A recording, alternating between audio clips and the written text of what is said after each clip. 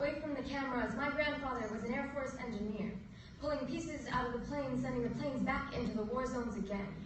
My grandfather watched the world from the height of a plane, learning that sometimes distance can make everything seem smaller. He was a part of the greatest generation, took the last train out during the partition, left behind everything that he had, promising to return only to have to start again from nothing. All that is left of that home now is the stories he told my mother, the stories my mother tells me. After his Alzheimer's progressed and there was little memory left of that home, let alone his family, my grandfather spent the rest of his time in a silent trance. The summers I would go to visit him, he would look down at his hands, look up at me, then back at his hands again, not recognizing neither them nor I.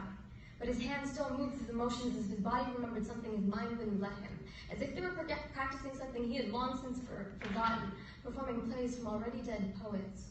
These were the hands that survived the war. The hands that won the trophies that sat in the case that curved at the center, as if all its shells were smiling, ready to tell you the stories from decades he couldn't remember. I used to think the Alzheimer's was really just a way to forget the war. The medals had survived, but the man who won them hadn't. But this isn't the story of my grandfather. This is the story of a pair of hands that built a home that built a family that built me. See, the night before my senior year, I had my purse stolen. Along with it, what felt like my entire identity. A long time after this, I questioned the definition of loss, consoling myself with the word replaceable.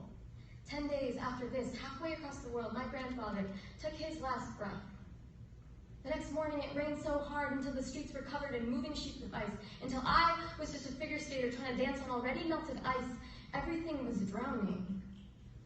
See, when the Titanic hit the iceberg, and perfection imploded into the very boat of its existence, submitting to a fate it wasn't destined to have, the restorationists took all the belongings, put them into museums, look at all the stories.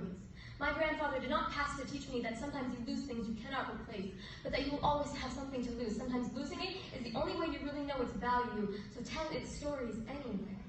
Stories make things eternal. In life, there's a beginning, middle, and end. In stories, it is not necessarily in that order.